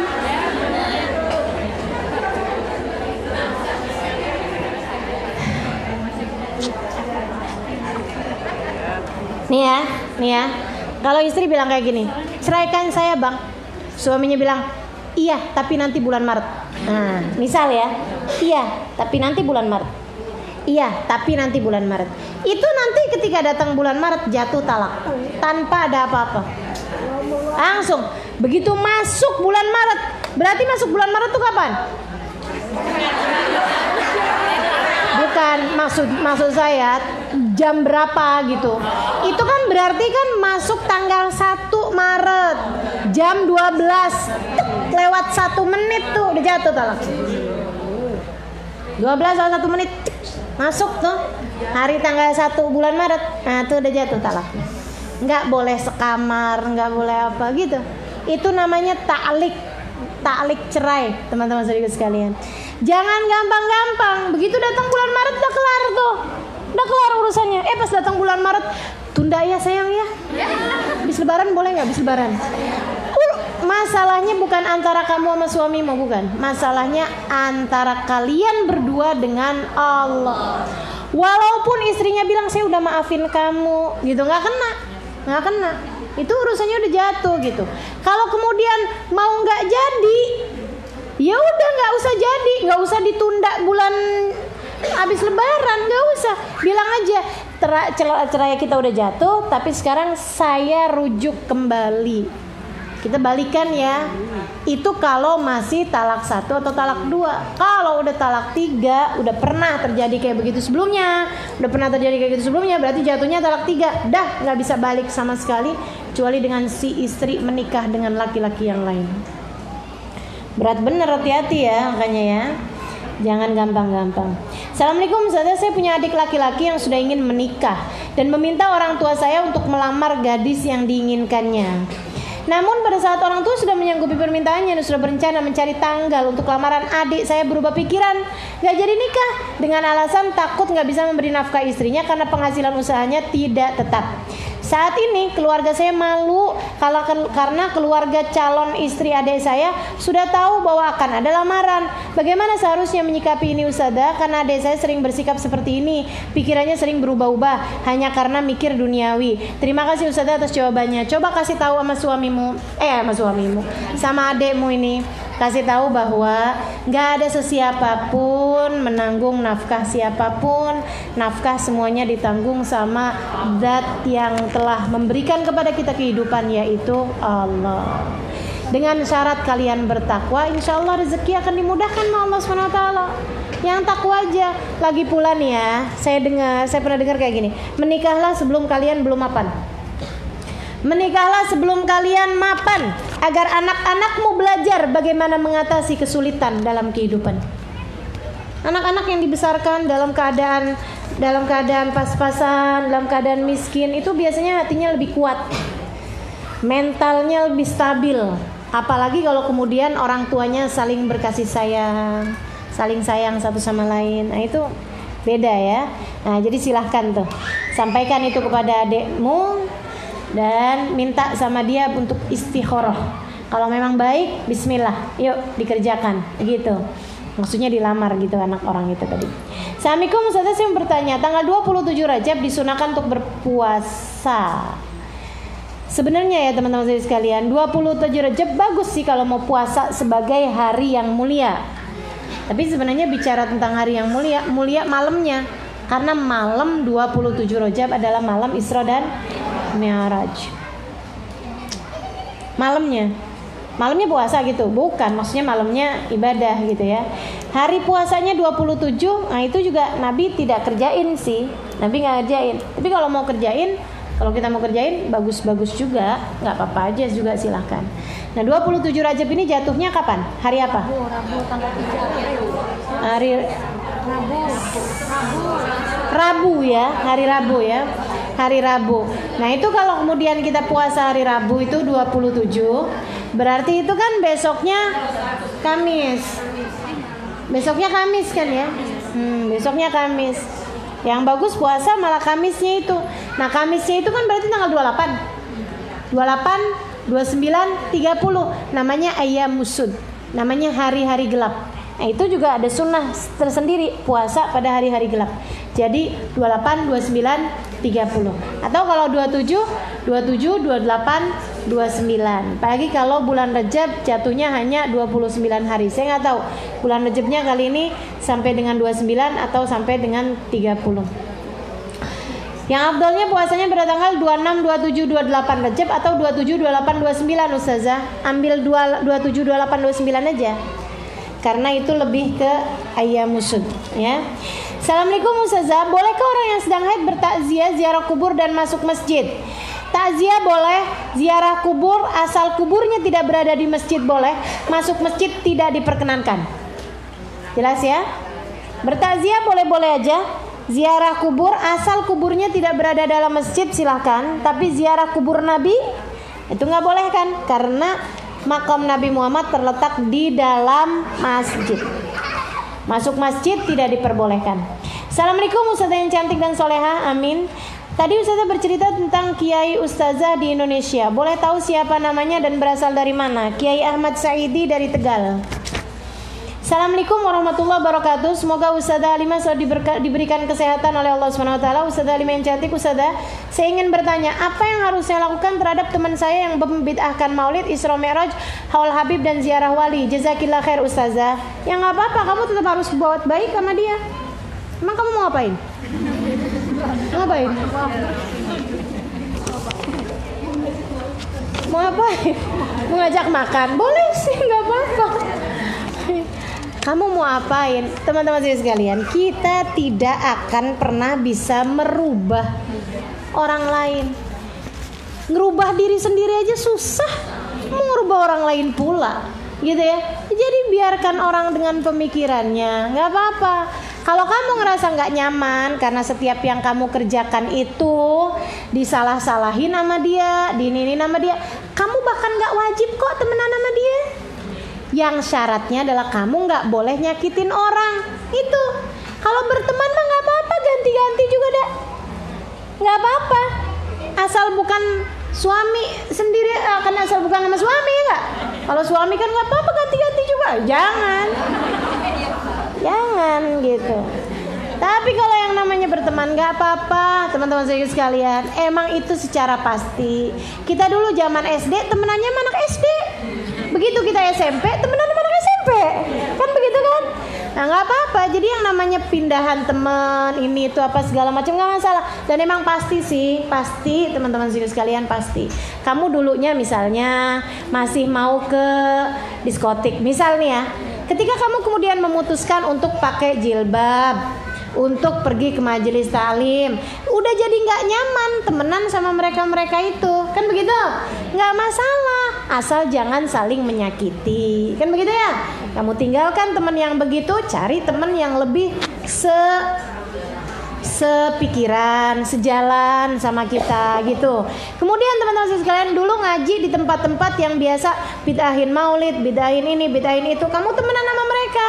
Kemudian pindah majelis, dengerin kayaknya ini lebih enak ya, gini gitu segala macam. Tapi kamu sama teman-teman kamu hati-hati tuh, kamu ngerjain bid'ah begini begitu segala macam. Nah kamu jadi merasa nggak cocok nih sama dia nih. Gimana nih caranya? Ya nggak apa-apa, pindah teman. Asal jangan saling menyakiti, jangan musuhan, jangan kata-kataan gitu. Nggak apa-apa, nggak cocok, tinggalin.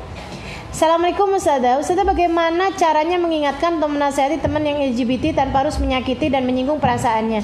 Gak usah apa-apa, didoain aja. Saya khawatir apabila didiamkan dia akan semakin menjadi-jadi dan merasa aman. Masa sih?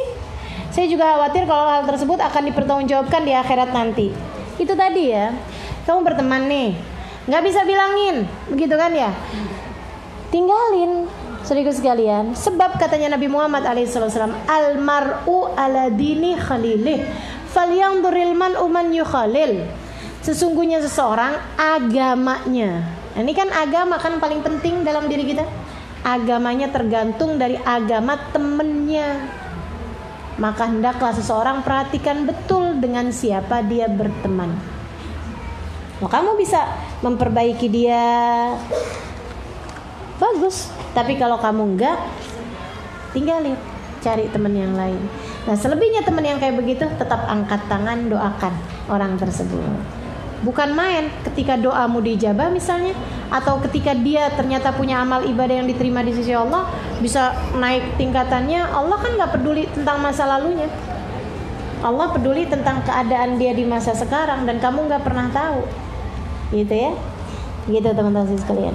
Marhaban bil qaili adlan, marhaban bis salati ahlan, marhaban. Allahu akbar, Allahu akbar.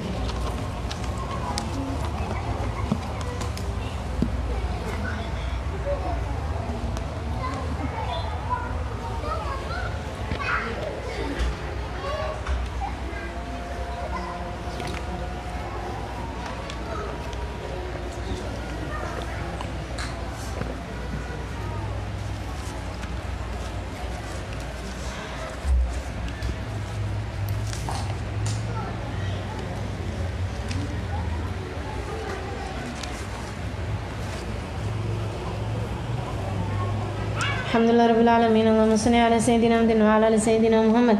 Allahumma rabb hadhihi ad-da'wati at-tammah was-salatil qa'imah ati Sayyidina Muhammadin al-wasilata wal-fadilah wasyarafa wad-darajata al-'aliyata ar-rafi'a wab'athul maqam al-mahmud alladhi wa'adta innaka la tukhliful mi'ad ya arhamar rahimin. Rabbi ighfirli wa liwalidayya, Rabbi ighfirli wa liwalidayya, Rabbi ighfirli wa liwalidayya, Rabbi ighfirli wa liwalidayya, Rabbi ighfirli wa liwalidayya. warhamhuma kama rabbayani shaghira. Wa sallallahu ala sayyidina Muhammadin wa alihi wa sahbihi wasallam. Walhamdulillahi rabbil alamin. Ustazah, saya ada ART. ART saya asisten rumah tangga maksudnya ya, pembantu rumah tangga yang tinggal di rumah saya. Kalau saya kasih gajinya di bawah UMR, apakah saya berdosa? Jazakillah khair Ustazah. Gini, urusan gaji itu memang pemerintah kita kan ngasih ada UMR, upah minimum regional. Itu ngitungnya itu makan di luar, kan begitu ya? Ngitungnya juga tinggal di luar, gitu.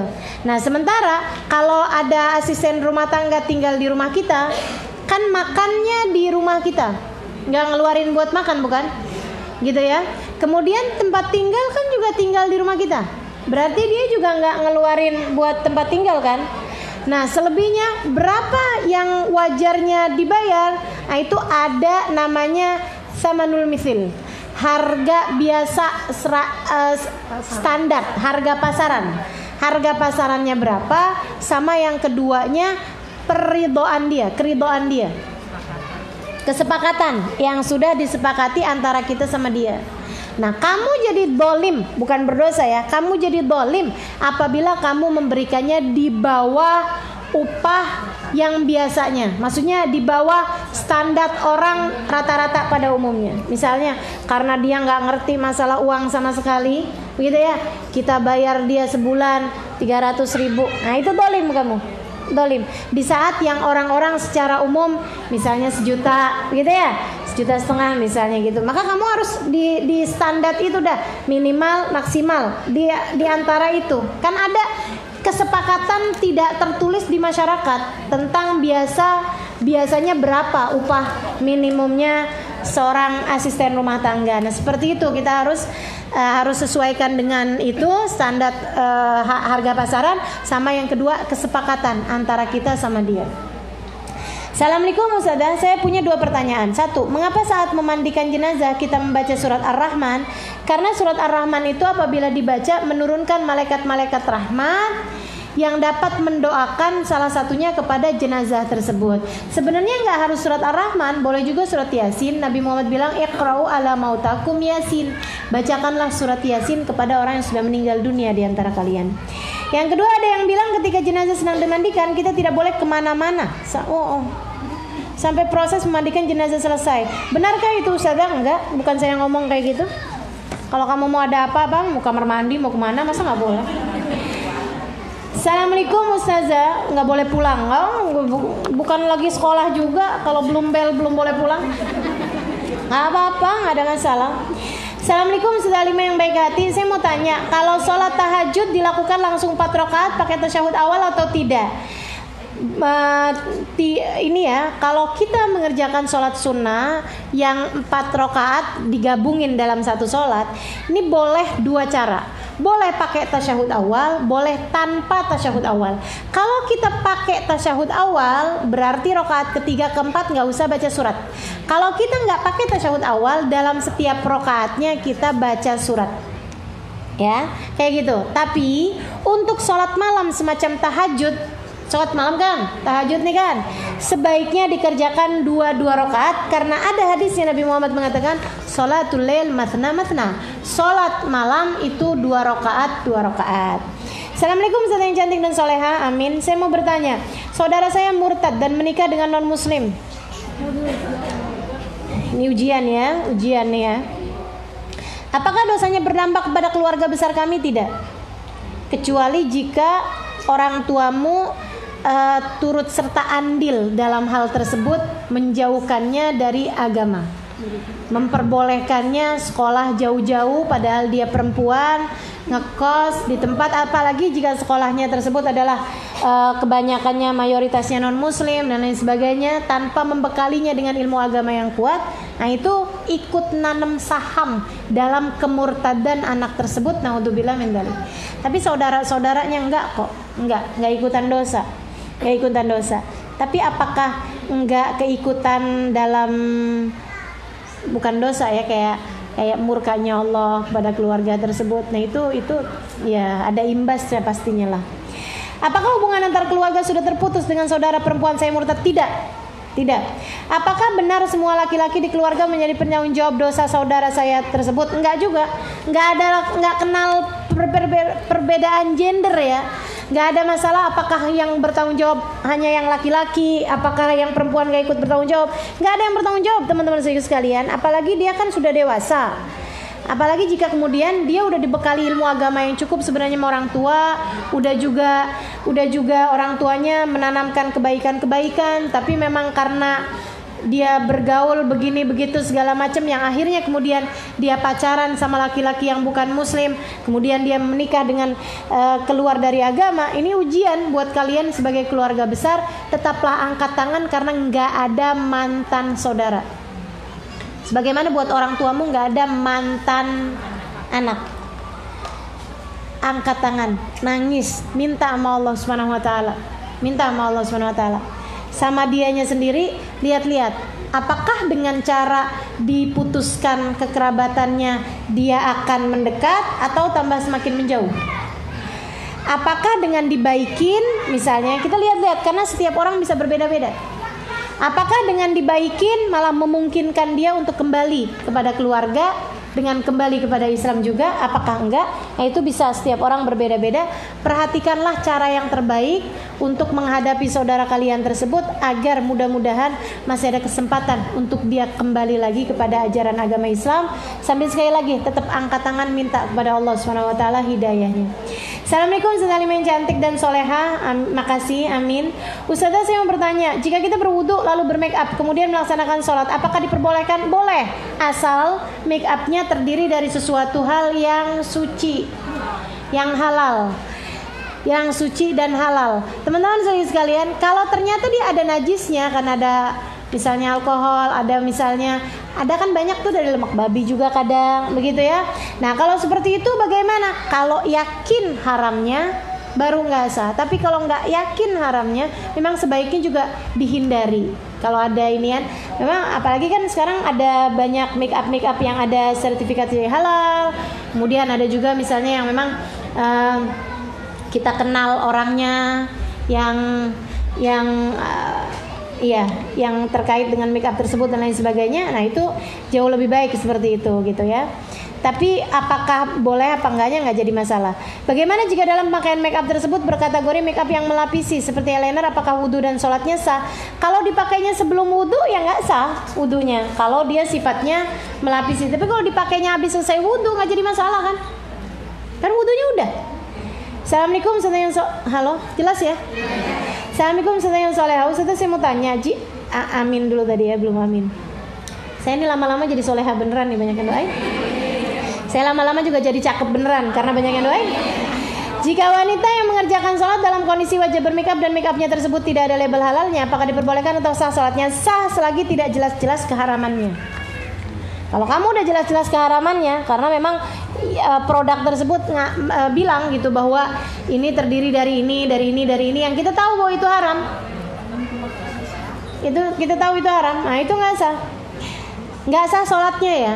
Wudunya sah apa enggak? Kalau wudu itu terkaitnya kalau ada make upnya, apakah make upnya melapisi kulit atau tidak? Kalau jenisnya melapisi kulit, maka wudunya juga enggak sah. Mau itu halal, mau itu enggak halal, gitu. Assalamualaikum Ustazah, apakah pengantin baik laki-laki maupun perempuan pada saat hari pernikahan diperbolehkan untuk tidak mengerjakan sholat fardu untuk sementara waktu? Tidak.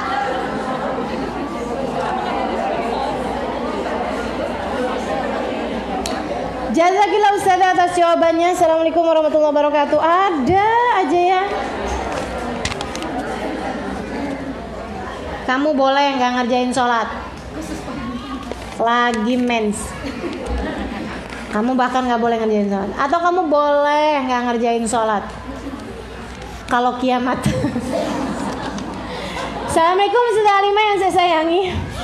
Ustazah, saya haid setiap bulan biasanya 7-8 hari. Tapi biasanya hari keempat dan kelima darahnya tidak keluar sama sekali. Kemudian keluar lagi di hari berikutnya. Pertanyaan saya, Ustazah 2 hari di waktu darah tidak keluar sama sekali, apakah termasuk bagian dari haid atau tidak Ustazah? Haid itu termasuk bagian dari haid. Memang kayak begitu, darah haid tuh nggak keluar serta merta gitu semuanya, enggak. Assalamualaikum Ustazah, kepada jamaah yang biasa bawa makanan ringan dari rumah, dimohon dengan rasa sayang dan cinta, sampahnya mohon dibawa keluar karena banyak semut di bawah karpet. Apalagi ada yang suka habis bawa makanan, nih ada nih diselipin di bawah karpet. Ini tingkahnya siapa nih kayak beginian ya? Kayaknya sekolahnya nggak lulus.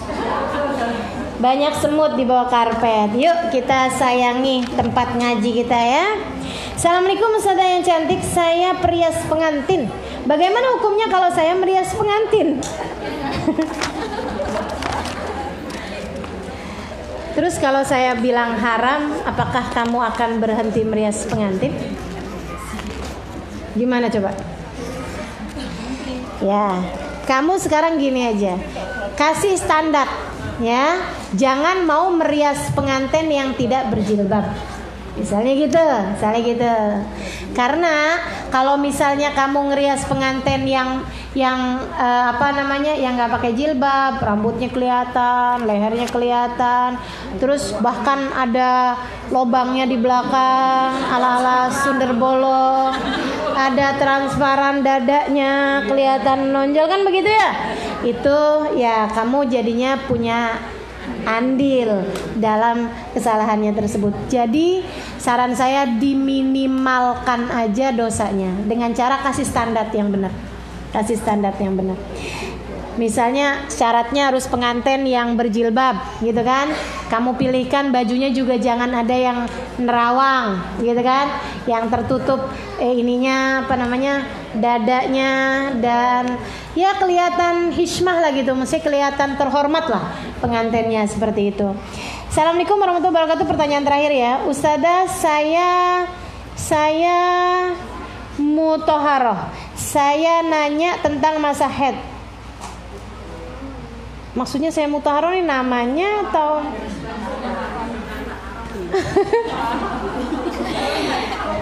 saya mau tanya tentang haid. Saya haid 12 hari, 4 hari haid, 4 hari bersih, 4 hari coklat. Pertanyaan saya, pada masa 4 hari bersih tersebut saya sholat, saya baca Quran. Bagaimana hukum ibadah saya? Puasa qadha saya apa harus diganti ulang? Terima kasih Ustazah. Enggak. Kalau kamu nyangka bahwa kamu memang benar-benar bersih, karena memang 4 hari itu biasaannya kita cuma 7-6 hari gitu kan. Nah ini udah bersih dalam 4 hari, hari kelima kita mandi, 6, 7, 8 kita udah sholat, kita baca Quran, kita bahkan puasa, datang lagi mensnya. Kemudian pada hari ke 9, 10, 11, 12. Nah pada hari ke 9, 10, 11, 12 itu kita nggak sholat, nggak puasa, nggak boleh baca Quran. Tapi yang sudah sholat, yang sudah dikerjakan pada 4 hari tersebut udah benar, nggak apa-apa. Puasanya juga kalau puasa pada tanggal-tanggal tersebut juga nggak apa-apa, karena syaratnya puasa itu nggak harus suci, hanya tidak sedang dalam keadaan haid ataupun nifas. Assalamualaikum Ustazah. Ustazah mohon doanya untuk Fatimah yang mau persiapan melahirkan. Ratmina yang mau persiapan melahirkan. Iya, anaknya ART saya. Anaknya asisten rumah tangga saya. Anaknya dia mau melahirkan. Kita doakan mudah-mudahan lancar semua melahirkannya insyaallah. Assalamualaikum Ustazah Halimah. Mohon doanya untuk Faridah Alatas yang besok mau operasi angkat rahim di Rumah Sakit Persahabatan. Doain ya biar selamat dan sehat. Amin. Khadijah Al-Jufri sakit. Kita doakan juga mudah-mudahan sehat semuanya insyaallah. Assalamualaikum warahmatullahi wabarakatuh. Mohon doanya untuk anak saya Muhammad Zidni Fawaid sedang ujian. Terima kasih Ustazah. Assalamualaikum Ustazah, mohon Fatihah untuk saudara saya yang sedang sakit, Ibu Rahayati Ibu Rohayati dan Ibu Rini Maduati. Yang Ibu Rohayati usus luka harus transfusi. Yang Ibu Rini kanker paru-paru stadium 4. Semoga diberikan kesembuhan. Amin. Assalamualaikum Ustazah yang cantik, mohon doanya untuk Ibu Herlinawati. Semoga diangkat penyakitnya, disehatkan badannya, dan dapat beribadah dengan baik. Terima kasih Ustazah. Assalamualaikum warahmatullahi wabarakatuh. Ustazah Lima yang selalu rahmati Allah, saya mohon doanya untuk anak saya yang bernama Tania agar dimudahkan dan dilancarkan untuk UN, ujian SMA. Semoga Allah memberikan nilai yang baik. Amin ya rabbal alamin. Assalamualaikum Ustazah. Ustazah mohon doa untuk anak saya yang ulang tahun besok ke-16, Aziza Nur ini apa sih? Assalamualaikum warahmatullahi wabarakatuh. Allah, mohon Fatihah ditujukan untuk Fatihatun Nida atau Nida binti Saifuddin yang pada tanggal 1 April akan melangsungkan pernikahan. Semoga diberi kemudahan kelancaran pada waktunya. Terima kasih. Azira Nur Azizah, ya. Baik, kita doakan untuk nama-nama yang tadi telah disebutkan ataupun nama-nama yang tidak disebutkan. Kita fatihahkan yang sedang sakit-sakit dari keluarga kita, dari kaum kerabat kita. Keluarga saya juga banyak yang lagi sakit. Kita doakan semoga semuanya diangkat oleh Allah Subhanahu wa taala penyakitnya, sehatkan badannya, panjangkan umurnya, diberkahi kehidupannya insyaallah. Semua yang tadi telah disebutkan namanya Allah yashfihim ajilan la yughadiru saqaman wala alam ila hadratin Nabi. Al-Fatihah. Bismillahirrahmanirrahim.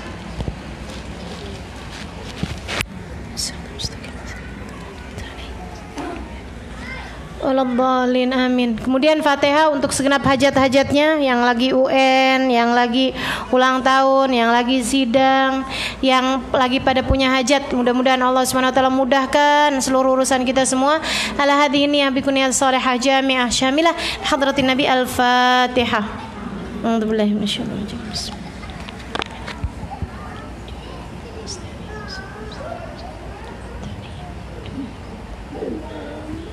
Taqabbalallah minna wa minkum taqabbal ya karim. Berikutnya saya umumkan beberapa pengumuman. Tanggal 1 April penutupan sholawat di Majelis Ustazah Khadijah Asgaf, yaitu bertempat di Jalan Batu Ampar 1. Ya. Juga akan ada acara Maulid, acara Isra Mi'raj baginda kita Nabi besar Muhammad alaihi wasallam yang akan dilaksanakan di rumah Inten Asgaf, Inten Cililitan, yaitu besok hari Jumat ini ya, tanggal 29 Maret, jamnya jam 8 pagi. Jam 8 pagi dan insyaallah akan selesai pada sebelum jam 11. Karena memang di depannya itu kan ada masjidnya akan melaksanakan sholat Jumat besok ya. Jadi kita pokoknya sebelum jam 11 udah bubar. Akan ada Ustazah Khadijah di sana juga, akan ada saya juga insyaallah biidznillah. Kita bisa menghadirinya bersama-sama. Kemudian teman-teman saya sekalian, pada tanggal 4 April hari Kamis depan kita di majelis ini akan merayakan Isra Mi'raj Nabi besar Muhammad alaihissalam. Karena itu hanya berselisih satu hari aja dari perayaan Isra Mi'raj tanggal 27 Rajab. Jadi 27 Rajabnya jatuhnya malam Rabu, kita hari Kamisnya berarti tanggal 28 Rajab ya. Kita akan ketemu besok dalam rangka perayaan Isra dan Mi'raj. Artinya kita nggak akan baca kitab, akan tetapi kita akan baca sejarah Isra dan Mi'rajnya baginda kita Nabi Muhammad alaihissalam, kisah dan hikmah Isra dan Mi'raj. Bersama dengan saya kita akan baca kitab Isra Mi'rajnya dan juga akan kita berdiri bersama-sama baca maulid ya. Baca maulid yang terdiri dari kisah Isra Mi'rajnya Nabi kita Muhammad alaihissalam. Kemudian teman-teman sekalian, tanggal 11-nya itu nanti kita akan penutupan kajian kitab. Maksudnya kita akan kajian kitab yang terakhir, dan minggu besoknya lagi baru pada tanggal 18. Nah itu saya masih belum diskusi lagi sama Kaida, apakah akan digabungkan dengan hari Jumatnya yang merupakan nisfu Sya'ban, malam nisfu Sya'ban, ataukah Kamis tetap ngaji, Jumatnya kita nisfu Sya'ban. Enakan mana? Digabung ya, digabung aja ya. Dan karena kita nggak mungkin majuin Isra dan Mi'raj, Kita nggak mungkin kan gabungin Isra Mi'raj, gabungin nisfu Syaban, nggak mungkin majuin nisfu Syaban, kan itu ya. Nisfu Syaban hanya bisa dilaksanakan pada malam nisfu. Nah itu ya. Jadi kita ngajinya atau penutupannya pada hari Jumatnya. Nanti akan diumumkan lebih lanjut jamnya. Tanggal berapa tuh berarti? Tanggal 19 April. Begitu ya? Insya Allah. Insya Allah begitu. Baik teman-teman sekalian, terima kasih segala perhatiannya. Kurang lebihnya mohon maaf. Billahi taufik wal hidayah. Jadi ibu pengajiannya udah tinggal dikit lagi. Jangan ada yang cuti, jangan ada yang absen dulu. Kita selesaikan sampai dengan penutupan insya Allah. Terima kasih segala perhatiannya. Kurang lebihnya mohon maaf. Billahi taufik wal hidayah. Kita akhiri dengan baca doa akhir majelis.